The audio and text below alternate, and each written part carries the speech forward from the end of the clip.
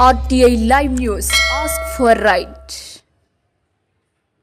కొమరంభీం ఆసిఫాబాద్ జిల్లా కాగజ్నగర్ మండలంలోని కోయవాగు గ్రామ పంచాయతీ కార్యదర్శి పుట్ట సుస్మిత ఇష్టం వచ్చినట్లుగా నిధులు దుర్వినియోగం చేసిందని చింతగూడ కోయవాగు మాజీ సర్పంచ్ లక్ష్మి మీడియాతో మాట్లాడుతూ మల్టీపర్పస్ 2 నెలల జీతం పెండింగ్లో పెట్టి PF MN తన నిధుల నుండి తన భర్త పుట్ట నవీన్ పేరు మీద 29,555 మరియు 19,630 తీసుకుంది మరియు ఇతర ఖర్చులు అని 2,17,593 తీసుకుందని మొత్తం 2,66,778 రూపాయలు తీసుకుని వాడుకుందన్నారు.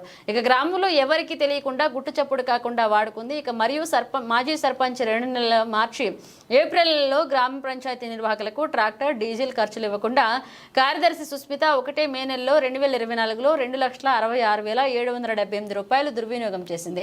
ఈ మే విచారణ జరిపినట్లుగా న్యాయపరమైన చర్యలు చేసి రికవరీ చేయాలని సర్పంచ్ డిమాండ్ చేస్తూ ఆవేదన వ్యక్తం చేశారు. కలెక్టర్ కి వినతి పత్రం సమర్పించారు.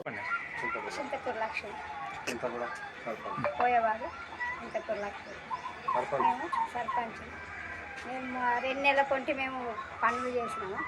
మా పైసలు ఏం లేపియలే.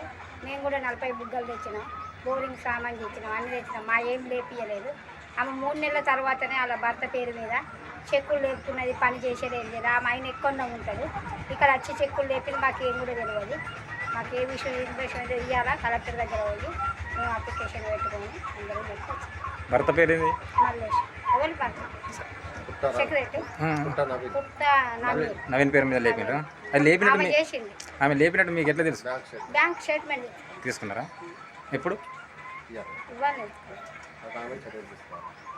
చర్చ తీసుకోవాలి.